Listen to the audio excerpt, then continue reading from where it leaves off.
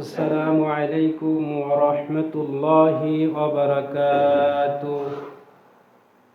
إن الحمد لله نحمده ونستعينه ونستغفره ونؤمن به ونتوكل عليه ونعوذ بالله من شرور أنفسنا ومن سيئات أعمالنا. من يهده الله فلا مضل له ومن يضلله فلا هادي له ونشهد أن لا إله إلا الله وحده لا شريك له الذي أرسله بالحق بشيرا ونذيرا وداعيا إلى الله بإذنه وسراجا وقمرا منيرا. فقد قال الله تعالى في كلامه المجيد وفرقانه الحميد: أعوذ بالله من الشيطان الرجيم. بسم الله الرحمن الرحيم. يا أيها الذين آمنوا كتب عليكم الصيام كما كتب على الذين من قبلكم لعلكم تتقون. وقال رسول الله صلى الله عليه وسلم: فم الصائم عند الله أطيب من ريح المسك، أو كما قال عليه الصلاة والسلام. درود شريف اللهم صل على محمد وعلى آل محمد كما صليت على إبراهيم وعلى آل إبراهيم إنك حميد مجيد. اللهم بارك على محمد وعلى آل محمد كما باركت على إبراهيم وعلى آل إبراهيم إنك حميد مجيد. الحمد لله ثم الحمد لله। মহান রব্বুল আলামিনের দরবারে শুকরিয়া জ্ঞাপন করছি যে মহান রব্বুল আলামিন আমাদেরকে মাহে রমাদানের প্রথম জুমায় মহান রব্বুল আলামিনের হুকুম সালাতুল জুমা আদায় করার জন্য আমরা যথাসময়ে মসজিদে একত্রিত হতে পেরেছি। সেই মহান মাবুদ মনিবের দরবারে মন থেকে দিল খুলে সমস্বরে আওয়াজ তুলে বলছি আলহামদুলিল্লাহ। দুরূদ পেশ করছি সেই বিশ্ব মানবতার মুক্তির সনদ, যিনিই হবেন একমাত্র হাসরের ময়দানে কঠিন মুসিবতের দিনে একমাত্র সুপারিশকারী, এবং সেই আল্লাহ রসুল সাল্লাল্লাহু আলাইহি ওয়াসাল্লামের মাধ্যমে জান্নাত যাওয়ার প্রবেশের উদ্বোধন করা হবে। এবং রসুল সাল্লাল্লাহু আলাইহি ওয়াসাল্লাম যখন হিসাব নিকাশ হয়ে যাবে, তার যারা জান্নাতি হয়ে যাবে তার পিছনে সর হয়ে যাবে, এবং তিনি সর্বপ্রথম জান্নাতের দরজায় করাঘাত করবেন। দাঁড়ায়মান দণ্ডায়মান ফেরেশতা বলবে যে কে? বলবে যে আনা মুহাম্মদ। তখন ফেরেশতা জবাব দেবে, আসুন আসুন, ওয়েলকাম, আপনার জন্যই তো আমি অপেক্ষা করছিলাম, আসুন আপনার উম্মতিকে নিয়ে আপনি প্রবেশ করে নিন। সুবহানাল্লাহ। সেই বিশ্ব মানবতার মুক্তির সনদ রাসূলুল্লাহ সাল্লাল্লাহু আলাইহি ওয়াসাল্লামের প্রতি আমরা দুরূদ পেশ করছি, বলছি সাল্লাল্লাহু আলাইহি ওয়াসাল্লাম। সম্মানিত উপস্থিতি, মাহে রমজানের মধ্যে আমরা প্রবেশ করেছি। আলহামদুলিল্লাহ, আমরা ইতিমধ্যে রোজা রেখেছি। এটা আমাদের জন্য একটা পরম পাওয়া, কেননা এই রমজানের মধ্যে মাহের আমাদের মধ্যেও অনেকে দুনিয়া থেকে চলে গেছে। এই যে গতকালকে শুনলাম ইন্না লিল্লাহি ওয়া ইন্না ইলাইহি রাজিউন, অমুক গ্রামের অমুক বাসিন্দা দুনিয়া থেকে চিরবিদায় হয়ে গিয়েছে। মাহে রমজানের পরিপূর্ণ বরকত তার নসিবে হয়নি। আমরা আল্লাহ রাব্বুল আলামিনের কাছে দোয়া করব, আল্লাহ রাব্বুল আলামিন যেন আমাদেরকে এই মাহে রমজানের পরিপূর্ণ রোজা পর্যন্ত হায়াতে তৈয়বা দান করে এবং এই মাহে রমজানের পরিপূর্ণ বরকত আমরা লাভ করতে পারি। এই জন্য সব সময় নামাজের পরে আমরা আল্লাহর কাছে দোয়া করব। এটা কিন্তু একটা আমাদের জন্য অপরচুনিটি, সুযোগ। এই যে বরকত, এই যে রহমত, এই যে আমাদের মাহে রমজানের বরকত পাওয়া যে কত ভাগ্যের ব্যাপার। কারণ এটা এমন এক মাস, কি মহত্ব তার, কি মর্যাদা তার। একটা নফল নামাজ, একটা নফল কাজ করলে, আমল করলে একটা ফরজ আমলের সব আল্লাহ রাব্বুল আলামিন দিয়ে দেন। বলি সুবহানাল্লাহ। এমন মহত্বের মাস, বরকতের মাস, একটা ফরজ আদায় করলে 70টি ফরজ আদায় করার সওয়াব তার আমল নামে আল্লাহ রাব্বুল আলামিন দিয়ে দিয়েছেন। সুবহানাল্লাহ। রমজান মাস চলে যাওয়ার পর কি এই সুযোগ পাওয়া যাবে? পাওয়া যাবে না। তাহলে বুঝতে হবে যে কেন এই মাসের মর্যাদা, কেন এই মাসের মহত্ব, কেন এই মাসের ফজিলত, গুরুত্ব। কারণ কি? এটা হচ্ছে তাকওয়ার মাস। এটা কিসের মাস? তাকওয়ার মাস। এই মাস থেকে আমরা তাকওয়া অর্জন করব, ট্রেনিং নিব তাকওয়ার। সেই ট্রেনিংকে কাজে লাগিয়ে আমাদের পরবর্তী 11 মাস, এমনকি টিল টু ডেথ পর্যন্ত আমার জীবদ্দশায় আমি ট্রেনিং এর উপরে বেস করে আমার জীবন পরিচালনা করব। এই জন্যই হচ্ছে এই মাহে রমজান, এবং এই জন্যই বলা হয় এটা তাকওয়ার মাস। এখন এই তাকওয়ার মাস আমরা শুধু রোজাই রাখলাম, সকাল থেকে সন্ধ্যা পর্যন্ত, ভোর রাত থেকে সন্ধ্যা পর্যন্ত না খেয়ে থাকলাম, আর কোনো কাজ নেই, ইবাদত নেই। আমি রমজানের আগে যে অন্যায় কাজ করছি সেগুলো চলমান, আর রোজাও চলমান। এই রোজাকে আল্লাহর দরবারে বুঝবে? বুঝবে না। কারণ আপনি তাকওয়া অর্জন করতে পারেন নেই, আপনাকে ব্যারিয়ার তৈরি করতে পারেন নেই। আর এই ব্যারিয়ার, বাধা, ওয়াল দেওয়ার জন্য এই মাহে রমজান আল্লাহ রাব্বুল আলামিন দিয়েছেন যে তোমরা এখান থেকে তোমাদের আত্মাকে কন্ট্রোল করে, নফসকে কন্ট্রোল করে তোমরা তোমাদের জীবন যেরকম দিনটা অতিবাহিত করো, তোমাদের ইচ্ছা থাকা সত্ত্বেও তোমরা খাও না, আল্লাহকে ভয় করো। ঠিক কিনা বলেন? আপনাকে যদি এখন কেউ বলা হয় যে এই সুন্দর সুন্দর ফল, সুন্দর সুন্দর সুন্দর খাবার আপনার সামনে এনে দেয়, আর যদি বলে যে তুমি খাও, আপনি খাবেন? কারণ কি? কাকে ভয় করছেন আপনি? আল্লাহকে ভয় করছেন। আল্লাহকে ভয় করে আপনি খাচ্ছেন না। কারণ যদি আপনি খান তাহলে আপনার রোজা হবে না, আল্লাহকে ভয় করা হবে না। তাহলে এই মাহে রমজানে আপনি যেরকম আল্লাহকে ভয় করেন, এখন মাহে রমজান চলে যাবে, যদি সেই আগের পুনরাবৃত্তি চলে আসে, পাপ কর্ম চলে আসে, পাপাচার চলে আসে, পাপাচার কর্ম আপনি করেন, তাহলে আপনার তাকওয়া অর্জন করা হলো না। এই জন্য হাদিস শরীফে আসছে যে যে ব্যক্তি রোজা রাখলো, সকাল থেকে সন্ধ্যা পর্যন্ত না খেয়ে থাকলো, কিন্তু সে মিথ্যা কথা ছাড়তে পারলো না, গীবাত ছাড়তে পারলো না, চগলখড়ি ছাড়তে পারলো না, ফায়সা কাজ করতে পারলো না, অন্যায় কাজ ছাড়তে পারলো না, জবানের হেফাজত করতে পারলো না, চোখের হেফাজত করতে পারলো না, হাতের হেফাজত করতে পারলো না, তার রোজা রোজা না, সেটা হচ্ছে উপবাস, উপোস থাকা, কষ্ট। নিজের আত্মাকে আপনি কষ্ট দিলেন। তাহলে রোজার দাবি হচ্ছে আপনি তাকওয়া অর্জন করবেন। ভাইয়েরা আমার, কেন আল্লাহ রাব্বুল আলামিন এই রোজা ফরজ করে দিলেন? আল্লাহ রাব্বুল আলামিন সূরা বাকারার মধ্যে ঘোষণা দিলেন, ইয়া আইয়ুহাল্লাযীনা আমানু কুতিবা আলাইকুমুস সিয়াম কামা কুতিবা আলাল্লাযীনা মিন ক্বাবলিকুম লাআল্লাকুম তাত্তাকুন। আল্লাহ তাআলা ঘোষণা দিয়েছেন, হে ঈমানদারগণ, তোমাদের উপর রোজা ফরজ করা হয়েছে যেমনি ভাবে তোমাদের পূর্ববর্তী উম্মতের উপরে রোজা ফরজ করা হয়েছিল। আর এটার 1 নম্বর দাবি হচ্ছে কেন ফরজ করা হয়েছে? লাআল্লাকুম তাত্তাকুন, যাতে তোমরা তাকওয়া অর্জন করতে পারো। আচ্ছা, তাকওয়াটা কি? হোয়াট ইজ তাকওয়া?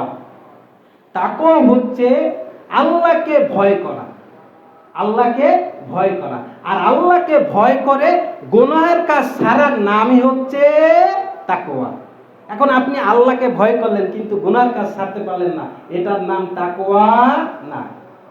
বুঝতে পারছেন ক্লিয়ারলি মেসেজ? যে আল্লাহকে ভয় করে, যে আমি যা করছি আমি যা করছি, যা বলছি, আমার সব কিছু পর্যবেক্ষণ হচ্ছে, আমার মহান মাহবুব দেখছেন। সুতরাং আল্লাহকে ভয় করে আমি গুনাহের কাছ থেকে বিরত থাকবো। এর নাম হচ্ছে কি? তাকওয়া। আর এটা যদি আমি করতে পারি তাহলে কিন্তু আমার জীবনটা জান্নাতি জিন্দিগি হবে, আমি সেই কাঙ্ক্ষিত মঞ্জিল জান্নাতের অধিকারী হতে পারবো। তাকওয়াটা কি? হযরত কাব ইবনে উবাই রাদিয়াল্লাহু তাআলা আনহু হযরত ওমর রাদিয়াল্লাহু তাআলা আনহুকে জিজ্ঞাসা করলেন, কাব ইবনে উবাই, তাকওয়া কি? তখন কাব ইবনে উবাই জবাব দিলেন, হে ওমর, হে আমিরুল মুমিনিন, আপনি কি কাঁটাযুক্ত গুল্মযুক্ত পিচ্ছিল কোন রাস্তা দিয়ে কি আপনি হাঁটেছেন? বলছে, হ্যাঁ আমি হেঁটেছি। তাহলে কাঁটাযুক্ত যেখানে রাস্তায় চারিপাশে কাঁটা, মাঝখানে এখানে সেখানে সামনে পিছে সব জায়গায় কাঁটা গুল্ম, সেই রাস্তা থেকে আপনি কিভাবে হেঁটেছেন? হযরত ওমর রাদিয়াল্লাহু তাআলা জবাব দেয়, ও কাব ইবনে উবাই, ওই গুল্মযুক্ত কাঁটা থেকে, কাঁটার আঘাত থেকে বাঁচার জন্য আমি আমার জামাটাকে ৮ করে বেঁধে রেখেছি। এমন ভাবে হেঁটেছি যাতে একটা কাঁটাও আমার গায়ে বিদ্ধ না হয়। তখন কাব ইবনে উবাই রাদিয়াল্লাহু তাআলা আনসার করলেন সঙ্গে সঙ্গে, এই তো ঠিকই করেছেন ওমর, এটাই হলো তাকওয়া। দুনিয়ার জীবনে অসংখ্য পাপের হাতছানি, এখানে সেখানে পাপ, যেখানে যাবেন সেখানে পাপ।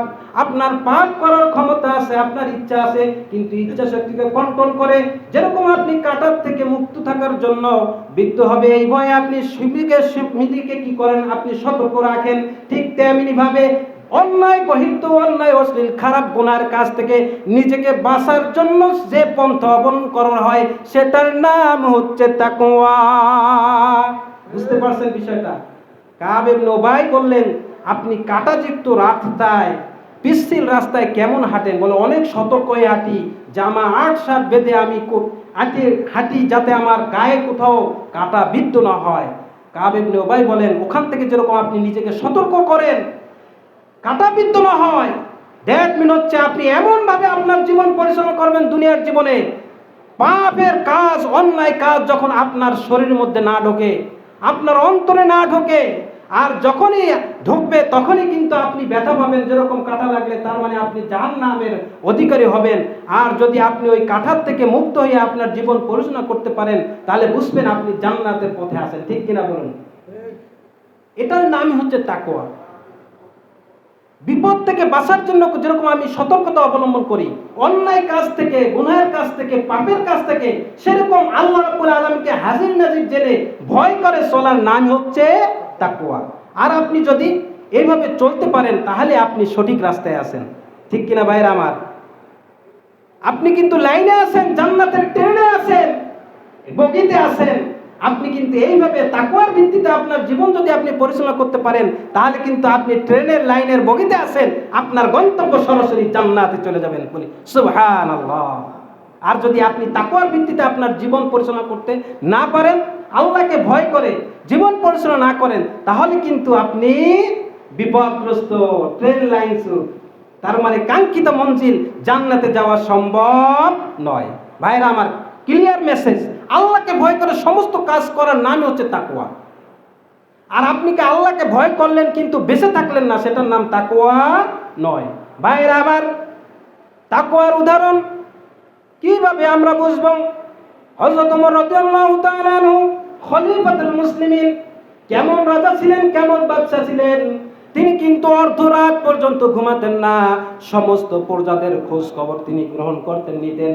কে না খেয়ে আছে, কে অন্যায়ের সাথে জড়িত আছে, কার কি আপদ বিপদ, তিনি দাঁড়ে দাঁড়ে গিয়ে তাদের সমস্যাগুলো শুনতেন এবং সঙ্গে সঙ্গে তিনি সলভ করে দিতেন। গভীর রজনীতে হযরত ওমর রাদিয়াল্লাহু তাআলা হেঁটে যাচ্ছেন, রাস্তার পাশে এক কুড়ির ঘরে হঠাৎ শুনতে পেলেন আওয়াজ আসছে মা দুইজন মহিলার কথা। তিনি আস্তে কান পেতে তিনি শুনলেন, দাঁড়ালেন, কে এত রাত্রে, গভীর রাতে কথা বলে। তখন দেখছেন যে একজন বৃদ্ধ মা, একজন যুবতী মহিলা, তারা দুইজনে কথোপকথন করতেছে। মা বলতেছে মেয়েকে, মা আজকে হচ্ছে শুক্রবার, অনেক লোক বাজারে আসবে, আজকে আমাদের 1 কেজি দুধ হয়েছে, আমরা যদি এখানে কিছু 1 পোয়া বা আধা কেজি পানি মিশাই তাহলে আমরা কিন্তু দ্বিগুণ লাভ করতে পারবো। ওমর রাদিয়াল্লাহু তাআলা আরো আগ্রহ ভরে কান লাগিয়ে শুনতেছেন কি বলে। ওই ওমর রাদিয়াল্লাহু তাআলা আনহু কান পেতে মনোযোগ দিয়ে শুনছে তারা কি বলছে। মেয়ে বলছে, ও মা, তুমি কি জানো না খলিফাতুল মুসলিমিন ওমর রাদিয়াল্লাহু তাআলা আনহু ডিক্লেয়ার দিয়েছেন দুধে পানি মেশানো যাবে না।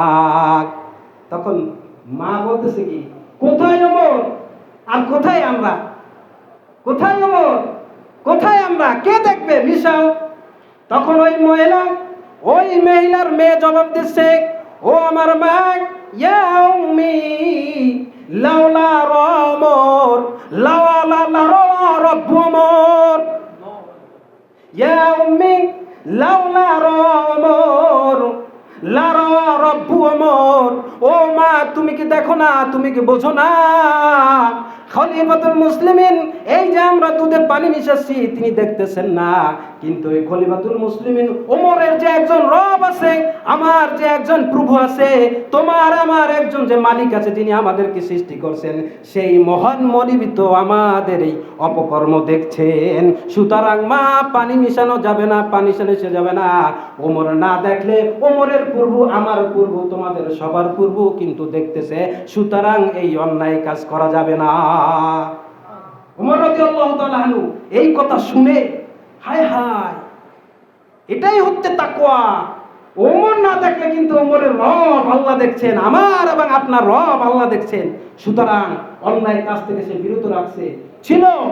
সঙ্গে সঙ্গে ওমর রাদিয়াল্লাহু তাআলা আনহু বাসায় গেলেন। বাসায় যেয়ে তার স্ত্রীকে বললেন, তুমি অনেক দিন ধরে তুমি আব্দুল্লাহর জন্য একটা মেয়ে খুঁজছো, আমি মেয়ে পেয়ে গেছি। বলে কোন মেয়ে? বলে অমুক কুড়িঘরে একটা মেয়ে আছে। বলো কি, বলো এটা হয় কিনা? কয় কি, না না না, আমি মেয়ে খুঁজে গেছি, এই মেয়ের পর থেকে যারাই হবে তারাই হবে আল্লাহর ওলি। ঠিক কিনা ভাইরা আমার? আর আমরা যখন বিয়ে করতে যাই ছেলেকে, তখন দেখি ধন দৌলত, ঠিক কিনা? এই জন্য কি হয়, চরিত্র দেখি না, তাকওয়া দেখি না, পর্দা দেখি না, এই জন্য ম্যাক্সিমাম দেখা যায় ছেলে মেয়েও কি ভালো হয় না। আল্লাহ রাসূল বলছেন, তোমরা কয়েকটা জিনিস দেখে তোমরা তোমরা কি করবে, পাত্রী পছন্দ করবে, তার মাল, তার বংশ সুন্দরী কিনা, কিন্তু সর্বশেষ বলছে তার দ্বীনদারিতা, তাকওয়া আছে কিনা।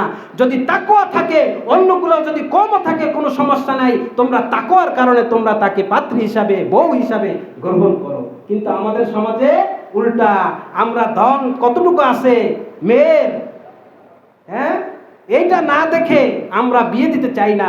এই জন্য দেখা যায় ওই মেয়ের মধ্যে পর্দা থাকে না, তাকওয়া থাকে না। যারা বের হয় প্রজন্ম, তারাও তাকওয়া মুত্তাকি হয় না। বলেন ঠিক কিনা বলো? এই জন্য তাকওয়া দেখে, তার চরিত্র দেখে পছন্দ করতে হবে, তাহলে আউটপুট আপনি ভালো পাবেন। ভাইয়েরা আমার, এই যে ওমর রাদিয়াল্লাহু তাআলা আনহু সেই মেয়েকে আব্দুল্লাহর ঘরের বউ করে নিলেন, দেখেন কোথা থেকে কি হয়ে গেলেন। কে বানিয়েছেন? আল্লাহ। মর্যাদা দেওয়ার মালিক কে? আল্লাহ। মর্যাদা কিন্তু মানুষ দিতে পারে না। আল্লাহ যদি কাউকে মর্যাদা দেন, সেই মর্যাদা পায়। আর কাউকে যদি লাঞ্ছিত করেন, সে হাজারো যদি মর্যাদা সম্মান পেতে চায়, সে সম্মান পায় না। দেখেন কোথা থেকে কি হয়ে গেল। এই জন্য আল্লাহ রাব্বুল আলামিন ডিক্লেয়ার করেছেন, ওয়ামান ইয়াত্তাকিল্লাহ ইয়াজআল লাহু মাখরাজা। যারা আল্লাহকে ভয় করে আর এই ভয় করে ইস্তেকামাত থাকে, তাদের সমস্ত বিপদ আপদ আল্লাহ কিন্তু উদ্ধার করে নিয়ে দেয় এবং অসংখ্য মাখরাজ তাদের জন্য বের করে দেন। ঈমানের উপরে টিকে থাকলে দেখবেন অন্যায় করবেন না, ন্যায়ের উপর অটল থাকবেন। সামান্য কিছু সময় আপনার কষ্ট হবে, এর পরবর্তীতে আল্লাহ তাআলা অসংখ্য মারকাজ দ্বার, রিজিকের দ্বার, অসংখ্য রহমত বরকত আপনার জন্য খুলে দেবেন। বলেন সুবহানাল্লাহ। সুতরাং তাকওয়া অর্জন করতে হবে, তাকওয়া অর্জন করতে হবে। তাকওয়া ছাড়া কিন্তু জান্নাতে যাওয়া সম্ভব নয়।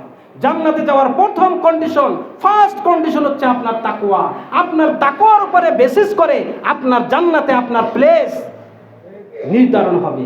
আপনি কতটুকু ভয় করে কতটুকু আমল করছেন, যতটুকু আমল করবেন সেই আমলের উপরে বেসিস করে জান্নাতে আপনার ঘর তৈরি হবে। বলেন ঠিক কিনা বলেন ভাইরা আমার? এই জন্য সব কিছুর মূলে কিন্তু তাকওয়া। যে যত বেশি তাকওয়া অর্জন করবে, তার মর্যাদা আল্লাহ রাব্বুল আলামিনের কাছে বেশি। আল্লাহ রাব্বুল আলামিন ঘোষণা করেছেন, ইন্না আক্রামাকুম ইনদাল্লাহি আতকাকুম। আল্লাহ বলছেন আমার নিকট ওই George W Bush, Bill Clinton, Donald ট্রাম্পের কোনো মর্যাদা আমার কাছে নাই যদি তার তাকওয়া না থাকে। কিন্তু একজন দিনমজুর কুলি, ওই সদরঘাটের দিনমজুর কুলিও যদি সে তাকওয়া অর্জন করে, আল্লাহকে ভয় করে, তার জীবন পরিচালনা করে, ওই কুলির মর্যাদা আমার কাছে সব চাইতে বেশি। তাহলে কি বোঝা গেল? কি তাকওয়া ছাড়া কোনো উপায় নেই। তাকওয়া যত বেশি অর্জন করবেন, আপনার মধ্যে আল্লাহর ভয় তত বেশি তৈরি হবে। তাকওয়াটা কি? এই যে আমি যেটা করছি সেটা আল্লাহ দেখছে, সুতরাং এই অন্যায় কাজ থেকে আমাকে বিরত থাকতে হবে। অসংখ্য লোভ, প্রলোভন, পাপ করার ক্ষমতা, সামর্থ্য আপনার সামনে থাকবে, কিন্তু সেখান থেকে আল্লাহকে ভয় করে আপনি যদি বিরত থাকতে পারেন, এটার নামই হচ্ছে তাকওয়া। বুঝতে পারছেন? ক্লিয়ার ভাইরা আমার? তাকওয়া কি আমরা উদাহরণের মাধ্যমে বুঝিয়ে দিলাম। তাকওয়া হচ্ছে 7 শ্রেণীর মানুষ কাল কিয়ামতের ময়দানে কঠিন মুসিবতের দিনে আল্লাহর আরশের ছায়া পাবে। 7 শ্রেণীর মানুষ, ইযিল্লুহুমুল্লাহু ফি যিল্লিহি আল-ইয়াওমা লা যিল্লা ইল্লা যিল্লুহু। 7 শ্রেণীর ব্যক্তি, ওই যুবক যাকে একজন সুন্দর রমণী রূপে যৌবনে ভরপুর, তাকে খারাপ পরামর্শ, তাকে কুপ্রস্তাব দিয়েছে, কিন্তু সে বলেছে ইন্নী আখাফুল্লাহ, আমি আল্লাহকে ভয় করি, আমি তোমার এই প্রস্তাবে রাজি না। সুতরাং এটাই হচ্ছে তাকওয়া। একজন সুন্দর রমণী, যৌবনে ভরপুর টকবকে সুন্দরী রমণী, তাকে প্রস্তাব দিয়েছে, কুপ্রস্তাব দিয়েছে, তোমার সঙ্গে আমি কি করব? প্রেম নিবেদন করব, প্রেম বিনিময় করব। কিন্তু সেই যুবক কি করছে? আল্লাহকে ভয় করে যে না, এই গোপন কক্ষে, এই গভীর অন্ধকার রজনীতে আমি তোমার সামনে যে অন্যায় কাজ করব, কেউ না দেখলে আমার মহান মাবুদ কিন্তু দেখছে। দুনিয়ার সমস্ত ক্যামেরা অফ, দুনিয়ার সমস্ত চক্ষু অফ, সমস্ত মানুষ নির্দয়, সমস্ত দুনিয়ার ক্যামেরা যদি অফ থাকে, আল্লাহ রাব্বুল আলামিনের ক্যামেরা কিন্তু অন রয়েছে 24 ঘন্টা। ভাইয়ের আমার, 24 আওয়ার্স ওই আল্লাহর ক্যামেরা থেকে কিন্তু ফাঁকি দেওয়ার কোনো উপায় নাই। ঠিক কিনা বলুন? ওই যুবক বলে যে না না না, তামাম পৃথিবীর কেউ না দেখলে আমার মহান মাবুদ কিন্তু দেখছে, সুতরাং আমি তোমার প্রস্তাবে রাজি নয়। এটার নাম হচ্ছে তাকওয়া। পাপ করার সামর্থ্য থাকবে, ক্ষমতা আছে, আপনি ইচ্ছা থাকলে ঘুষ খাইতে পারেন, দুর্নীতি করতে পারেন, জুলুম করতে পারেন, ঠকাইতে পারেন, মাপে কম দিতে পারেন, কিন্তু সমস্ত কাজে আল্লাহকে ভয় করে ওই যে অন্যায় কাজ থেকে ফিরে থাকার নাম হচ্ছে তাকওয়া। যে না, আমি মাপে কম দেব না, আমি ফাঁকি দিলাম ওই লোকটাকে, কিন্তু একজনকে ফাঁকি দিতে পারবো না। তিনি কায়ে মহান রব্বুল আলামিন, সেই আল্লাহর চক্ষুকে আমি কখনো ফাঁকি দিতে পারবো না। মাপে কম দেয়, দেয় না? এই রমজান মাসেও দেখবেন অনেকে মাপে কম দেয়। আছে আমাদের আল্লাহর ওলিরা যে রোজাও রাখে, আবার মাপেও কম দেয়, আর ডিক্লার দেয় আমার মতন মুত্তাকি আর কেউ নেই। মুত্তাকি মুখে বললে হবে না, আল্লাহর কাছে মাকবুল হইতে হবে আপনার আমল দ্বারা, কর্মের দ্বারা। মুখে বললে মুত্তাকি হওয়া যাবে না। ভাইরা আমার, ওই যে মাপে কম যদি না দেয়, আল্লাহকে ভয় করে, সুযোগ আছে অন্যায় কাজ করার কিন্তু সে বিরত থাকে, দুর্নীতি করার সুযোগ আছে কিন্তু বিরত থাকে, ঘুষ খাওয়ার সুযোগ আছে কিন্তু বিরত থাকে, আল্লাহকে ভয় করে, এটার নাম হচ্ছে তাকওয়া। ভাইরা আমার, আপনি যদি তাকওয়ার মানদণ্ডে টিকে থাকতে পারেন, আল্লাহ রাব্বুল আলামিনের নুসরাত আপনার প্রতি নাজিল হবে। কেমন, কিভাবে নাজিল হয়েছে? আমরা জানি ইউসুফ আলাইহিস সালাতু ওয়াস সালাম তৎকালীন নবীদের মধ্যে সবচাইতে সুশ্রী নবী ছিলেন। কুয়ার থেকে উঠাইয়া আল্লাহ মিশরের রাজা, বাদশা বানাইতেছে। দেখেন আল্লাহর কি খেলা, আল্লাহ পারে না? আল্লাহর সাথে টক্কর দিয়ে, পাল্লা দিয়ে কেউ পৃথিবীতে সাফল্য অর্জন করতে পারে নাই। ধ্বংস হয়ে গেছে, ধ্বংস হয়ে গেছে। ফেরাউন, নমরুদ, হামান, যারাই করছে, ষড়যন্ত্র করেছে, কিন্তু ষড়যন্ত্র তাদের ফল ভালো হয়নি, উল্টা বলে পারতপক্ষে তাদের ষড়যন্ত্র ব্যর্থতায় পরিচিত হয়েছে, তারা ধ্বংস হয়েছে। ঠিক কিনা ভাই? ইউসুফ আলাইহিস সালামকে দেখেন, তার ভাইয়েরা কিভাবে তাকে হত্যা করার জন্য কত ফন্দি আটলো, বিশাল কাহিনী কূপের মধ্যে নিক্ষেপ করলো। আল্লাহ যাকে বানাইতে চান, সম্মান দিতে চান, তাকে কেউ অপমান করতে পারে না। ওই যে দেখা যায় আমেরিকার প্রেসিডেন্ট কুলি ছিল, বাদাম বিক্রেতা ছিল, সেও কিন্তু আমেরিকার প্রেসিডেন্ট হয়েছে, এরকম কাহিনী আছে। আমেরিকার যত প্রেসিডেন্ট হয়েছে আপনি তাদের ইতিহাস খুঁজে দেখেন, অনেকে বাদাম বিক্রেতা ছিল, অনেকে কুলি ছিল, কিন্তু সম্মান দিয়েছেন কে? আল্লাহ। সম্মান দেওয়ার মালিক আল্লাহ, এটার উপরে আপনার বিশ্বাস রাখতে হবে। দেখেন কুয়োর থেকে উঠাইয়া মিশরের বাদশা বানিয়ে দিয়েছেন। ভাইরা আমার, হযরত ইউসুফ আলাইহিস সালাম খুবই সুশ্রী ছিলেন। তৎকালীন নবীদের মধ্যে তৎকালীন যুগে সবচাইতে বেশি হযরত মুহাম্মদুর রাসূলুল্লাহ সাল্লাল্লাহু আলাইহি সাল্লামের পরে সবচাইতে বেশি সুশ্রী যে নবী ছিল, চেহারার অধিকারী ছিল, তার নাম ছিল ইউসুফ আলাইহিস সালাতু ওয়াস সালাম। দেখেন আল্লাহকে ভয় করলে আল্লাহ যে উদ্ধার করে, রক্ষা করে, জান্নাত যে পাওয়া যায়, তার উত্তম দৃষ্টান্ত এক্সাম্পল হচ্ছে ইউসুফ এবং জুলেখার কাহিনী। দেখেন জুলেখা বা জুলেখা যাই বলেন না কেন, তার মনের বাসনা, চারিত্র, সুন্দরী চেহারার অধিকারী পালক পুত্র, তার সাথে অপকর্ম করে, বিভিন্ন প্রস্তাব দেয়, কিন্তু রাজি হয় না। বলছে না না না, আপনি হচ্ছেন আমার মালিকের, যে আমাকে ক্রয় করেছে তার হচ্ছে স্ত্রী, আপনি হচ্ছে মা সমালোচনা, আপনার সাথে আমি অন্যায় কাজ করব না। চলে বলে বিভিন্ন কলা কৌশলের চেষ্টা করে, কিন্তু ব্যর্থ হয়। শেষ পর্যন্ত ওই যে প্রসাদের যে কেয়ারটেকার, তাকে আয়ত্ত কবজায় নিয়ে বলছে যেভাবে হোক আজকে ইউসুফকে আমার খাস কামরায় চাই। ভাইয়েরা আমার, দারোয়ান ইউসুফকে বলল যে অমুক সময় ম্যাডাম তোমাকে ডাকছে, তার দরবারে তোমাকে যেতে হবে, হুকুম মানতে বাধ্য। গভীর রাতে প্রসাদের মধ্যে ইউসুফ আলাইহিস সালাম প্রবেশ করছে। ইউসুফ আলাইহিস সালামকে সামনে নিয়ে বলে যে তোমাকে অনেক প্রস্তাব দিয়েছে, তুমি রাজি হও নাই, কিন্তু আজকে তোমাকে এমন কবজার মধ্যে নিয়েছি, এমন ব্যারিকেডের মধ্যে নিয়ে আসছি, তুমি এখান থেকে বের হতে পারবে না। তোমাকে আজকে তোমাকে চরিতার্থ, আমার যে উদ্দেশ্য, লক্ষ্য, বাসনা, তোমাকে পূরণ করতেই হবে। বলে যে না না, আমি করতে পারবো না, এটা আমার সাথে যায় না, ইমানের সাথে যায় না, চরিত্রের সাথে যায় না, কিন্তু আপনার সাথে আমি অপকর্ম করো, কেউ না দেখলে আমার মহান মাবুদ দেখবে। তখন জুলাইখা কি বলে, পালাবা কোথায়? কয়টা দরজা, একটা দরজার থেকে পার হবা আর একটা দরজায় লাগানো, এইরকম 7টা দরজা, তবকা স্তর কিভাবে পালাবা? পালাবার উপায় নেই।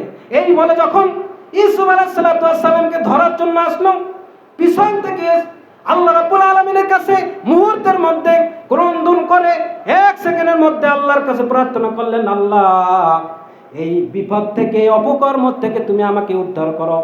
সঙ্গে সঙ্গে বলার সঙ্গে সঙ্গে জিবরাইল আলাইহিস সালামকে পাঠিয়ে দিলেন। আল্লাহ রাব্বুল আলামিন বললেন, হে জিবরাইল, তুমি যাও, আমার ইউসুফকে তুমি উদ্ধার করো, তুমি ইউসুফকে বলে দাও সে যেন বিসমিল্লাহ তাওয়াক্কুল বলে আল্লাহর উপর ভরসা করে সে দৌড় দেয়, দরজা খোলার দায়িত্ব আমি নিয়ে নিলাম। সুবহানাল্লাহ। দেখেন আল্লাহর কাছে তাকওয়ার উপরে ইস্তেকামাত থেকে সে অন্যায় কাজে রাজি হয়নি, আল্লাহর কাছে সাহায্য চেয়েছে, ভরসা করেছে, আল্লাহ দ্বার উন্মুক্ত করেছে না? বিশাল ঘটনা, অনেক ঘটনা। সে কিন্তু অন্যায় কাজে জড়িত হয়নি, আল্লাহর সাহায্য চেয়েছে। ওই দরজা সামনে যায়, টস টস করে খুলে যায়, টস টস করে খুলে যায়, একে একে 7টা দরজা খুলে গিয়েছে। হযরত ইউসুফ আলাইহিস সালাম বের হয়েছে, অন্যায় কাজের সাথে জড়িত হয়নি। দিস ইজ কল্ড তাকওয়া, দিস ইজ তাকওয়া। আল্লাহকে ভয় করে অপরচুনিটি থাকবে, সুযোগ থাকবে আপনার পাপ করার, কিন্তু ওই পাপ থেকে আল্লাহকে ভয় করে বিরত থাকার নাম হচ্ছে তাকওয়া। বুঝতে পারছেন? দুর্নীতি করার সুযোগ থাকবে, ঘুষ খাওয়ার সুযোগ থাকবে, সাইন দিব না, 5,000 টাকা না দিলে সাইন হবে না, কিন্তু আপনার মনে রাখতে হবে এই যে আমি অন্যায়ভাবে 5,000 টাকা নিচ্ছি, কেউ দেখতেছে না, আমি এবং তার মধ্যে সীমাবদ্ধ না, সীমাবদ্ধ থাকলেও দুনিয়ার কেউ না দেখলে আমার মহান মাবুদ তো দেখছে, সুতরাং এই অন্যায় কাজ করা যাবে না। এই যে অন্যায় কাজ থেকে মাপে কম দেওয়া যাবে না, ভেজাল দেওয়া যাবে না, জুলুম করা যাবে না, এই সমস্ত অন্যায় অপকর্ম কাজকর্ম থেকে আল্লাহকে ভয় করে চলার নাম হচ্ছে তাকওয়া। ভাইরা আমার, এই জন্য আল্লাহ রাব্বুল আলামিন বলছেন, এই রমজান মাসে যদি তোমরা তাকওয়া অর্জন করতে না পারো, তাহলে তোমাদের শুধু উপবাসী থাকা হবে। এই রোজা এই সিয়াম সাধনা তোমাদেরকে কাল কিয়ামতের ময়দানে জাহান্নামের আগুন থেকে বাঁচাতে পারবে না। আর তুমি যদি আল্লাহকে যথাযথ ঈমান এবং ইহতিসাবের সঙ্গে আল্লাহকে ভয় করে তুমি রোজা রাখতে পারো, এই রোজা কাল কিয়ামতের ময়দানে তোমার জন্য ঢাল হয়ে যাবে, তোমার জাহান্নামের মুক্তির কারণ হয়ে যাবে। এই রোজা তোমার জান্নাতের কারণ হবে। এই রোজা কাল কিয়ামতের ময়দানে আমাদেরকে জান্নাতের জন্য সুপারিশ করবে। কিন্তু আমরা যদি তাকওয়ার ভিত্তিতে রোজা রাখতে না পারি, আর তাকওয়া অর্জন করতে না পারি, রমজান মাস চলে যাবে, আবারই ভেজাল দেওয়া শুরু, মাবে কম দেওয়া শুরু, ঘুষ খাওয়া শুরু, দুর্নীতি করা শুরু, অন্যায় কাজ করা শুরু। কিন্তু বুঝতে হবে আমার তাকওয়া অর্জন হয় নাই। দেখবেন বেসিক্যালি কিন্তু অনেকেই এই রমজান মাসে অনেক অন্যায় কাজ বলে যে না করা যাবে না, রোজার মাস, ওই যে একটু ভয় করে রোজার মাস। দেখেন বলে যে রমজান মাস মাসে দেখা করো, আছে না নাই? অনেকেই বলে এখন রমজান মাস, এখন ফাইনাল সিগনেচার হবে না, রোজার পর চলে যাওয়ার পরে দেখা করবা। তাহলে কি রোজার মাসকে ভয় করলো, কিন্তু রোজার মাস রমজান মাসকে ভয় করলো, রমজান মাস চলে যাওয়ার পরে সেই অপকর্ম চালাইলো। তাহলে কি অন্যায় তাকওয়া আপনি অর্জন করলেন? তাকওয়া কি অর্জন হয়েছে? ওটা তার উপবাস থাকা হয়েছে। আপনার মিথ্যা কথা বলতেন, এখন রোজার মাস, বউকে বলে, ছেলে মেয়েকে বলে, পাড়া প্রতিবেশী সবাইকে বলে রোজার মাস, মিথ্যা কথা বলবো না ভাই, যা বলছি সত্যি কথা বলছি, বলে না? বলে না? আছে না নেই? বলে ভাই দোহাই আল্লাহ রোজার মাস, যেহেতু মিথ্যা কথা বলা যাবে না, মিথ্যা কথা বললাম না। তাহলে রোজার মাসে ভয় করে মিথ্যা কথা বলে না, কিন্তু রোজার মাস চলে যাওয়ার পরে আবার সেই মিথ্যা শুরু হয়ে যায়। তাহলে কি রোজা রাখলেন, কি তাকওয়া অর্জন করলেন? বোঝা গেল আপনার রোজার সাথে আপনার নফসের কানেকশন তৈরি হয় নাই। নফসের সাথে আপনার কানেকশন, রিলেশন তৈরি করতে হবে। রোজার মাসে আপনার নফসকে যেভাবে কন্ট্রোল করেছেন, চেপে ধরেছেন, রোজাকে ঢাল হিসাবে গ্রহণ করেছেন যে অন্যায় কাজ হবে না আমার দ্বারা, কারণ শয়তানকে আপনি বলে দিয়েছেন আমি রোজাদার। আর রমজান মাসে এমনি একটু শয়তান বাধা থাকে, ঠিক কিনা? এই জন্য মানুষের মন একটু নরম থাকে। হাদিস শরীফে রাসূলুল্লাহ সাল্লাল্লাহু আলাইহি ওয়াসাল্লাম বলেন, ইযা জা রমাদান সুফিদাতিশ শায়াতিন ওয়া গুল্লিকাত আবওয়াবুন নার ওয়া ফুতিহাতিস সামা। আও কামা ক্বালা আলাইহিস সালাতু ওয়াস সালাম, ইযা জা রমাদান ফুতিহাত আবওয়াবুস সামা ওয়া সুফিদাতিস শায়াতিন ওয়া গুল্লিকাত আবওয়াবুন নার। দেখেন রমজানের কেন বরকত, মাহাত্ম্য বুঝতে পারছেন?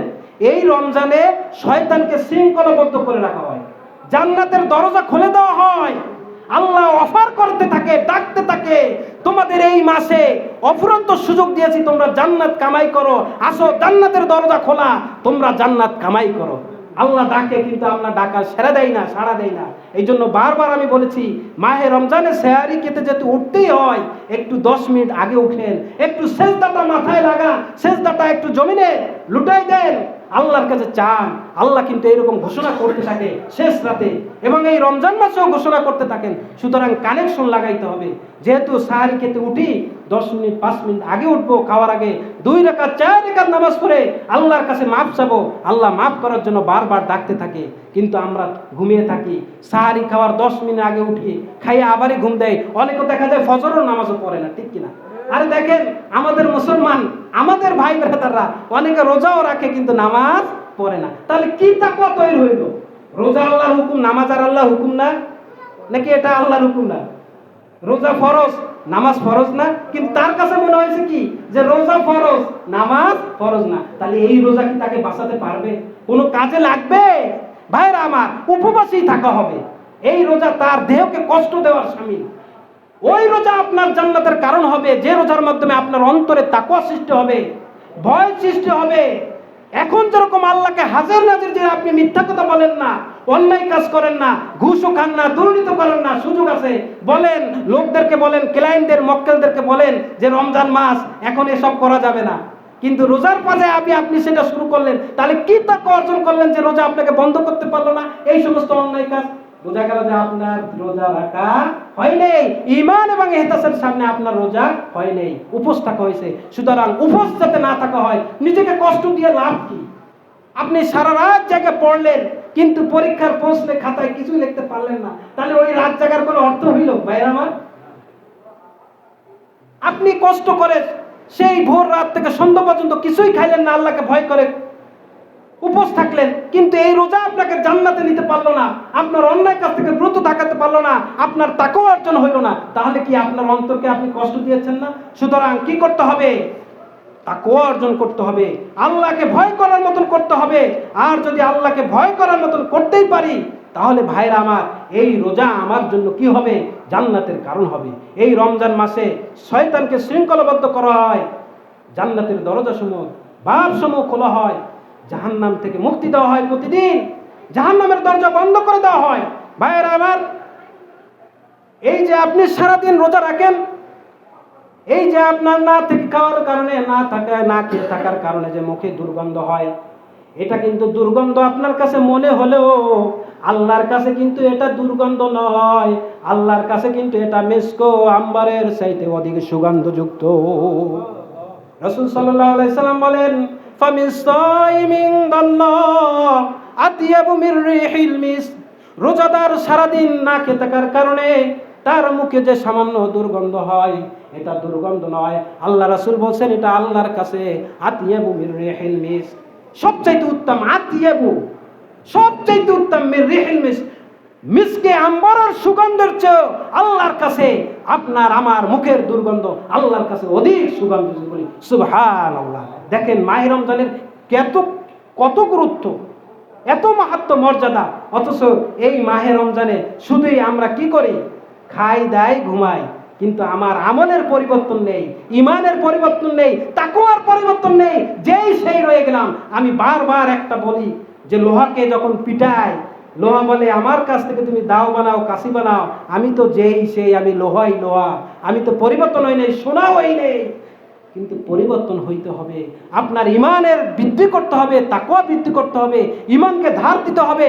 আপনার তাকওয়াকে ধার দেওয়ার জন্য এই রমজান, মাহে রমজান, তাকওয়া বৃদ্ধির জন্য এই মাহে রমজান, ট্রেনিং এর জন্য এই মাহে রমজান, ইমানকে প্রসিদ্ধ ধার দেওয়ার জন্য এই মাহে রমজান, অন্যায় কাজ থেকে বিরত থাকার জন্য যে ট্রেনিং, তার নাম হচ্ছে এই মাহে রমজান। সুতরাং এই ট্রেনিং গ্রহণ করতে হবে। প্র্যাকটিস করলেন, প্রি প্র্যাকটিস বলে, কিন্তু সেই প্র্যাকটিস অনুযায়ী মাঠে কাজ করতে পারে না, ওই প্র্যাকটিসের কোনো দাম আছে? আছে? প্রি প্র্যাকটিস করে না? ফুটবল খেলোয়াড়রা যখন খেলার আগে প্র্যাকটিস করে, ওয়ার্ম আপ, প্র্যাকটিস ম্যাচও খেলে, প্র্যাকটিসে যারা ভালো খেলে তাদেরকে খেলতে দেয়। তাহলে প্র্যাকটিসে যেভাবে সে প্র্যাকটিস করছে, আত্মস্থ করছে, সেগুলো যদি মাঝে অ্যাপ্লাই করতে পারে মাঠে, তখনই সে ভালো রেজাল্ট পায়। কিন্তু আমি এই মাহে রমজানে আমি কোনো প্রশিক্ষণ আমি নিলাম, কিন্তু রমজান মাস চলে যাওয়ার পরে আমি সেই অন্যায় কাজ ছাড়তে পারলাম না, পাপের কাজ ছাড়তে করতে পারলাম না। আমি এখন যেরকম আল্লাহকে ভয় করি, কিন্তু রমজান মাস চলে যাওয়ার পরে, রমজান মাসের পরেও সেরকম ভয় করতে পারলাম না, তাহলে ওই প্র্যাকটিস ট্রেনিংয়ে আমার কোনো আউটকাম আসবে? ফ্রুটলেস, ভ্যালুলেস, যার কোনো মূল্য নেই। সুতরাং যার কোনো মূল্য নেই সেরকম আমল করলে কোনো লাভ হবে না। আমি সারাদিন কষ্ট থেকে, না খেয়ে থেকে রোজা রাখি, আল্লাহকে ভয় করি, এই ভয় সব সময় কন্টিনিউ সারা জীবন যদি জারি রাখতে পারি, তাহলে এই রোজা আমাকে জাহান্নাম থেকে বাঁচাতে পারবে। ভাইয়েরা আমার, রোজাদারের কি মর্যাদা! আপনি যদি রোজা রাখেন, প্রত্যেকটা ইবাদতের জন্য, প্রত্যেকটা ইবাদত গাড়ির জন্য, গুজারের জন্য, তাদের ইবাদত অনুযায়ী একটা দরজা থাকবে জান্নাতের। প্রত্যেকেই তাদের ইবাদত অনুযায়ী এক একটা জান্নাত দরজা দিয়ে প্রবেশ করবে।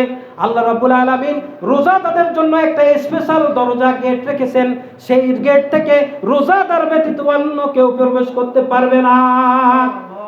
রাসূল সাল্লাল্লাহু আলাইহি সাল্লাম বলেছেন, ইন্না ফিল জান্নাতি বাবান ইউকালু লাহু আর-রাইয়ান ইয়াদখুলু মিনহু আস-সাইমুন। আল্লাহ বলেন যে আমি যারা রোজাদার, কষ্ট করে না খেয়ে আমাকে ভয় করে, সামনে ইফতারি রেখেও 1 মিনিট আগে খায় না, আমাকে ভয় করে, এই যে ভয় করলো, এই ভয় করার কারণে আমি তাদের জন্য জান্নাতে একটা স্পেশাল গেট রেখে দিয়েছি, তার নাম হচ্ছে রায়্যান। ইন্না ফিল জান্নাতি বাবান ইউকালু লাহু আর-রায়্যান ইয়াদখুলু মিনহু আস-সাইমুন। একমাত্র রোজাদার তারাই ওই গেট থেকে প্রবেশ করতে পারবে, অন্য কেউ এই গেট থেকে প্রবেশ করতে পারবে না। দেখেন রোজার কি মর্যাদা, কি গুরুত্ব, কি মাহাত্ম্য। অথচ এই রমজান আমরা সারা মাস রোজা রাখি, কিন্তু আমাদের ইমানের পরিবর্তন হয় না, তাকওয়ার পরিবর্তন হয় না। রোজার মাসে একটু অনেকে নামাজ পড়তে আসে, রোজার মাস চলে যাওয়ার পরে নামাজ ছেড়ে দেয়। কি তাকওয়া অর্জন হইলো? আছে না নাই? এই রোজার মাসে দেখেন মসজিদ ভরে যায়, কিন্তু রোজার মাস চলে যাওয়ার পরে মুসল্লি পাওয়া যায় না। ঠিক কিনা বলুন? তাহলে কি তাকওয়া অর্জন করলেন? কি ট্রেনিং নিলেন আপনি? যে ট্রেনিং এ আমাকে রোজার পর মসজিদে আসতে উদ্বুদ্ধ করলো না, তাহলে কি ট্রেনিং নিলাম? বোঝাই গেল আমার যথাযথ ট্রেনিং হয় নাই ভাইরা আমার। সুতরাং এই অপরচুনিটিকে আমি কি করব? হাতছাড়া করব না ভাইরা আমার। রাসূল সাল্লাল্লাহু আলাইহি সাল্লাম বলেন, আস-সাওমু জুন্নাহ ওয়া হিসনুন হাসিনুন নার। রোজা হচ্ছে জাহান্নামের আগুনের থেকে মুক্তির জন্য একটা ঢাল হবে। রোজা হচ্ছে জাহান্নামের আগুনের মুক্তির জন্য একটা ঢাল হবে। আপনি যদি যথাযথ তাকওয়ার সাথে ঈমান এবং ইহতিসাবের সঙ্গে যদি আপনি রোজা রাখতে পারেন, যথাযথ তাকওয়া অর্জন করতে পারেন, এই জাহান্নামের আগুন থেকে এই রোজা আপনাকে ঢাল হিসেবে ব্যবহার করবে। ঢাল হবে যে আমার রোজাদার থেকে তুমি তাকে জাহান্নামে পোড়াতে পারবে না। ঢাল হবে হাসিনুন নার, হিসনুন হাসিনুন নার, আস-সাওমু জুন্নাহ। রোজা ঢাল হবে, জাহান্নামে তাকে প্রবেশ করাতে দিবে না। কিন্তু সেই রকম রোজা রাখতে হবে যে রোজা আমি এখন যেরকম আল্লাহকে যথাযথ ভয় করি, চেষ্টা করি, রোজা চলে যাওয়ার পরও সেরকম ভয় যদি করতে পারি, আমার জীবন আমি পরিচালনা করতে পারি, তাহলে এই রোজা আমার জাহান্নামের মুক্তি থেকে ঢাল হবে ভাইরা আমার। আস-সাওমু জুন্নাহ, রোজা হচ্ছে ঢাল স্বরূপ। যুদ্ধের ময়দানে শত্রুরা তাদের আত্মরক্ষার্থে যেরকম ঢাল ব্যবহার করে, রোজাকে আপনাকে সেরকম রোজা রমজান মাস চলে যাওয়ার পরেও 11 মাস, এমনকি মৃত্যুর আগ পর্যন্ত আপনাকে ঢাল হিসেবে গ্রহণ করতে হবে রোজার প্রশিক্ষণ নিয়ে। যে না, অন্যায় কাজের প্রলোভন আসবে, হাতছানি আসবে, অপরচুনিটি থাকবে, সুযোগ থাকবে, সুন্দর রমণী আপনাকে আহ্বান করবে, কিন্তু ওই যে প্রশিক্ষণ নিয়েছেন যে না আমি রোজা রেখেছি, আমি প্রশিক্ষণ নিয়েছি, আমি তোমার ডাকে সাড়া দিব না, আমি রোজাদার ছিলাম, আমি আল্লাহকে ভয় করি, সুযোগ আছে, হাতছানি আছে, করার অন্যায় কাজ করার সামর্থ্য আছে, সুযোগ আছে, কিন্তু সে ভয় করে বিরত থাকবে। এই রোজা কাল কিয়ামতের ময়দানে ঢাল হবে তার জন্য। হিসনুন হাসিনুন নার, জাহান্নামের আগুন থেকে মুক্তি করবে, তাকে ঢাল হিসাবে ব্যবহার করবে এই রোজা। কিন্তু রোজা আসলো আর গেল, সারাদিন উপবাস থাকলাম, কিন্তু রোজা যাওয়ার পরে নামাজ নেই, চোখের জেনা আমি আগের মতোই করলাম, মুখের জেনা করলাম, হাতের জেনা করলাম, আমার চোখকে সংযত করতে পারলাম না, মুখকে সংযত করতে পারলাম না, অন্যায় কাজ থেকে বিরত থাকতে পারলাম না, ওটাই জারি হয়ে যায় রমজানের পর থেকে, তাহলে এটা আপনার জন্য ঢাল হবে না ভাইরা আমার, সাবধান। সুতরাং এই মাহে রমজানের কেন এত মর্যাদা? সবকিছুর পিছনে একটা ক্লু আছে, কিসের জন্য এটা। তাই মাহে রমজানের কেন এত মর্যাদা? মাহে রমজানের কেন এত মর্যাদা? আল্লাহ রাব্বুল আলামিন সূরা বাকারার মধ্যে ঘোষণা করেন, শাহরু রমাদানাল্লাযী উনজিলা ফীহিল কুরআন হুদাল লিন-নাস ওয়া বাইয়িনাতিম মিনাল হুদা ওয়াল ফুরকান ফামান শাহিদা মিনকুমুশ শাহরা ফালইয়াসুম। কেন এই মাসের মর্যাদা? আল্লাহ রাব্বুল আলামিন বলেন, এই মাহে রমজানে আমি তোমাদের গাইডলাইন, তোমাদের পথ নির্দেশিকা, তোমাদের জান্নাতে দেওয়ার জন্য যে প্রেসক্রিপশন, গাইডলাইন্স, ক্যাটালগ, সেই ক্যাটালগ কোরআন আমি এই মাসে রমজানে অবতীর্ণ করেছি, নাজিল করেছি তোমাদের মুক্তির জন্য। আর এই কারণে এই মাহে রমজানের মর্যাদা এত বেশি। কেন মর্যাদা? এই মাসে আল্লাহ রাব্বুল আলামিন আমাদের যে ক্যাটালগ, প্রেসক্রিপশন, দিক নির্দেশনা, না আমরা কিভাবে চললে জান্নাতে যেতে পারবো, জান্নাতের ট্রেনে উঠতে পারবো, আর কিভাবে আমরা ওই জাহান্নামের পথ থেকে বাঁচতে পারবো, সেই গাইডলাইন্স, ক্যাটালগ এই কোরআন আল্লাহ রাব্বুল আলামিন এই মাহে রমজানে অবতীর্ণ করছেন। বিধায় এই মাহে রমজানের এত মর্যাদা ভাইরা আমার। রিয়ালের সাথে কোরআন যখন আমরা রাখি, রিয়ালকে কেন আমরা এত চুমু দেই, শ্রদ্ধা করি, পড়ে গেলে অনেক সময় চুমু দেয়? কারণ কি? রিয়ালের সাথে কোরআনের সম্পর্ক লেগেছে, টাচ লেগেছে। ওটা কিন্তু একটা নর্মাল গাছ, যখন সে রিয়াল না থাকে তখন কিন্তু ওর উপর আমরা পাড়াই, হ্যাঁ, থুতু ফেলাই, নষ্ট করি, পাড়া দেই, ওকে আমরা কি চুমু দেই? চুমু দেই না। কিন্তু এই সেই কাটি কোরআনের সাথে যখন সংস্পর্শ হয়েছে সেই রেয়ালকে আমরা কত শ্রদ্ধা করি। কিসের কারণে? ওই কোরআনের কারণে। যে ছিল নরমাল একটা কাঠ গাছ, কিন্তু যখন সে রেয়াল হয়েছে তার উপরে কোরআন যখন রাখা হয়েছে, কোরআন রাখার কারণে, সংস্পর্শের কারণে ওই রেয়ালের এত মর্যাদা বেড়ে গেছে ভাইয়েরা আমার। সুতরাং এই মাহে রমজানের এত মর্যাদা কেন? এই মাহে রমজানে আল্লাহ রাব্বুল আলামিন আমাদের মুক্তির সনদ, আমাদের মুক্তির ক্যাটালগ, প্রেসক্রিপশন আল কোরআনুল কারীম নাজিল করেছেন। সেজন্যই এই মাহে রমজানের এত মর্যাদা। তাহলে কি এই মাহে রমজানে কোরআনের ট্রেনিং গ্রহণ করতে হবে না? করতে হবে। কোরআন যে মাসে নাজিল হয়ে যার কারণে এত মর্যাদা, অথচ সেই কোরআন আমরা চর্চা করি না। অথচ এই মাসে উচিত ছিল আমরা যারা কোরআন পড়ে তাদের কাছে একটু যাওয়া, তাদের কাছে একটু শেখা, তাদের কাছে একটু চর্চা করা, তাদের কাছে একটু বলা যে আমার সহি আছে কিনা। সারা জীবন নামাজ পড়লেন কিন্তু আপনার সূরা সহি না, তেলাওয়াত সহি না, জান্নাতে যাওয়া যাবে? যাবে? আপনার সহি না, আপনি তেলাওয়াত, ইবাদত, নামাজ কবুল হওয়ার পূর্ব শর্ত হচ্ছে আপনার সহি তেলাওয়াত। কয়জনে আমরা ট্রাই করেছি? যে কোরআন আমার মুক্তির জন্য, জান্নাতে নেওয়ার জন্য নাজিল হইল, সেই কোরআনের সাথে আমাদের কোনো সম্পর্ক নেই। আছে না নেই এরকম মুসলমান? আমরা কি হাত তুলে জবান খুলে বলতে পারবো প্রতিদিন আমরা কোরআন পড়ছি, প্রতিদিন হাদিস পড়ছি? দেখেন, দুনিয়ার সমস্ত কাজ আপনি করছেন, কিন্তু যেই কোরআন আপনাকে মুক্তি দিয়ে আপনাকে সুপারিশ করে জান্নাতে নিয়ে যাবে, সেই কোরআনের কাছে আমাদের যাওয়ার সৌভাগ্য হয় নাই মুসলমান। ঠিক কিনা বলুন? তাহলে কি মুক্তি পাওয়া যাবে? মুক্তি পাওয়া যাবে? সেই কোরআনের সাথে আপনার সম্পর্ক বাড়াতে হবে, মহব্বত বাড়াতে হবে, পড়তে হবে, জানতে হবে কি কেন। প্রেসক্রিপশন দিয়েছে ডাক্তার, বলছে যে সকালে নাপা, বিকালে সেকলো, খালি পড়লেন কিন্তু আপনি আমল করলেন না, তাহলে কি আপনার রোগ সারবে? কোরআন আপনি পড়লেন কিন্তু কি বলেছে, করণীয় কি বর্জনীয় কি আপনি জানলেন না, তাহলে কি মুক্তি পাওয়া যাবে? এই জন্য ভাইরা আমার, কোরআন খতম দেওয়ার দরকার নেই। কোরআন খতম দেওয়ার বরাবরে কোরআন খতম দিতে হবে। পবিত্র কোরআনে আল্লাহ রাব্বুল আলামিন কোথাও বলেন নেই, কিন্তু আমাদের সমাজে দেখা যায় কোরআন খতম দেওয়ার জন্য ব্যস্ত। কয় খতম দেয় আমরা পাল্লাও করি, অথচ যেই কোরআনে মহিলারা, আমার মা বোনরা পড়লো পর্দা করতে হবে, কিন্তু রমজান মাস চলে যায়, রমজানের মধ্যে পর্দা নেই। যেখানে পড়া হয়েছে নামাজের কথা বলা হয়েছে সেখানে সে নামাজ পড়ে না, অথচ কোরআন খতম দেয়। আছে না নাই?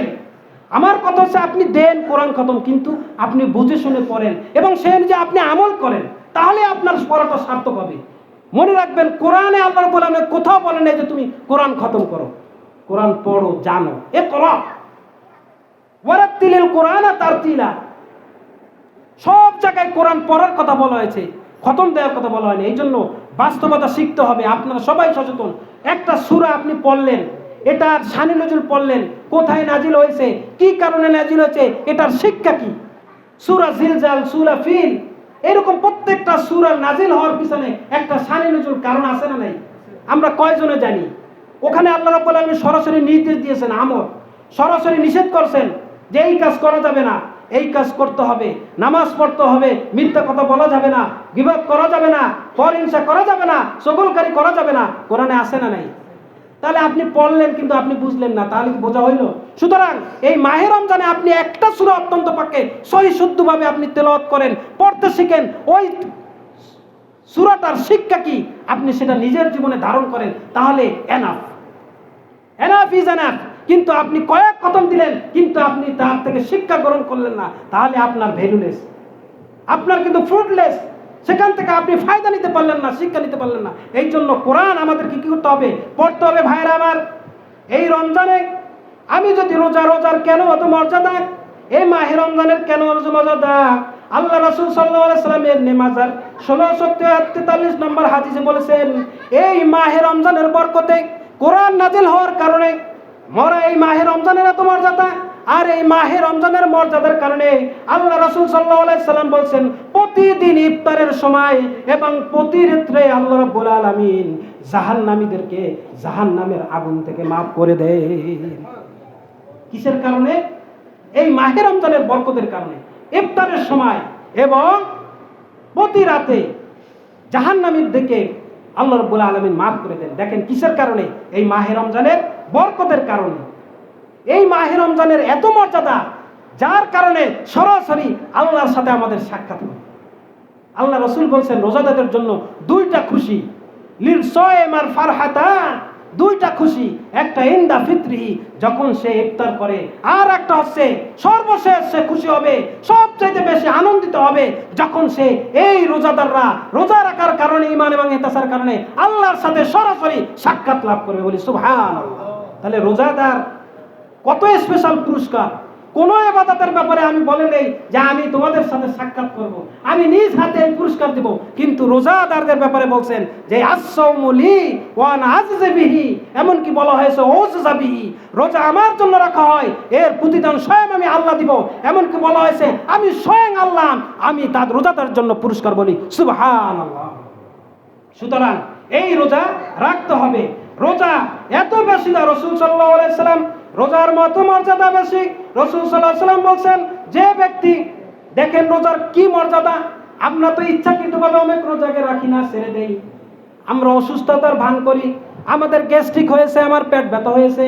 ভাইরা আমার, এই ইচ্ছাকৃতভাবে যদি আপনি একটা রোজা থাকেন, আল্লাহ রাসূল সাল্লাল্লাহু আলাইহি সাল্লাম বলেছেন, কেউ যদি বাহানা করে ইচ্ছাকৃতভাবে অসুস্থতার না থাকা সত্ত্বেও অসুস্থতার ভান করে একটা রোজা ত্যাগ করবে, আল্লাহ রাসূল বলছেন, সে যদি সারা জীবন মৃত্যু পর্যন্ত যদি একটা রোজার জন্য সারা জীবন মৃত্যু পর্যন্ত যদি একটা রোজা রাখে, এই মাহে রমজানের একটা রোজার সমতুল্য হবে না। তাহলে দেখেন মাহে রমজানের কত মর্যাদা, রোজার কত গুরুত্ব। সুতরাং এই মাসকে আমরা হেলায় দুলায় কাটিয়ে দিব না। আমি যদি ঈমান এবং ইহতিসাবের সঙ্গে রোজা রাখতে পারি, এই রোজা আমার জন্য ঢাল হবে, জাহান্নামের দূরত্ব বেড়ে দিবে, জাহান্নামের থেকে আমার দূরত্ব তৈরি হবে। আল্লাহ রাসূল সাল্লাল্লাহু আলাইহি ওয়াসাল্লাম বলেন, মান সামা ইয়াওমান ফি সাবিলিল্লাহি জাআলাল্লাহু ওয়াজহু লিন-নার 70 খরিফা, আও কামা ক্বালা আলাইহিস সালাতু ওয়াসসালাম। রাসূল সাল্লাল্লাহু আলাইহি ওয়াসাল্লাম বলেন, যে ব্যক্তি একদিন ঈমান এবং ইহতিসাবের সঙ্গে আল্লাহর সন্তুষ্টি অর্জনের লক্ষ্যে তাকওয়া অর্জনের জন্য একদিন রোজা রাখবে, আল্লাহ এবং ওই বান্দা এবং জাহান্নামের মধ্যে 70,000 মাইল দূরত্ব তৈরি করে দিবে। তাহলে কি জাহান্নামে আমরা যাব? কিন্তু শর্ত হচ্ছে ঈমান এবং ইহতিসাব। শুধু তাই নয়, রাসূল সাল্লাল্লাহু আলাইহি ওয়াসাল্লাম বলেন, মান সামা ইয়াওমান ফি সাবিলিল্লাহি জাআলাল্লাহু বাইনাহু ওয়া বাইনান নারি খানদাকান কামা বাইনাস সামাই ওয়াল আরদ, আও কামা ক্বালা আলাইহিস সালাতু ওয়াসসালাম। যে ব্যক্তি ঈমান এবং ইহতিসাবের সামনে রোজা রাখবে, আসমান এবং জমিনের মধ্যে যেরকম পার্থক্য, ওই জাহান্নামের থেকে তার দূরত্ব তত দূরে থাকবে। সুবহানাল্লাহ। তাহলে জাহান্নামে আমরা যাব, এই হাদিস দ্বারা প্রমাণ করে আপনি যদি ঈমান এবং ইহতিসাবের সঙ্গে সঠিকভাবে তাকওয়া অর্জন করে রোজা রাখতে পারেন, এই রোজা আপনাকে জাহান্নাম থেকে বাঁচতে পারবে। তাহলে কিন্তু উপস্থিত হবে। আসুন আমরা এই মাহে রমজান থেকে যত তাকওয়া অর্জন করি। আল্লাহ রাব্বুল আলামিন আজকে আমাদের আলোচনা থেকে শিক্ষা নেওয়ার, আমল করার তৌফিক দান করেন। আমিন।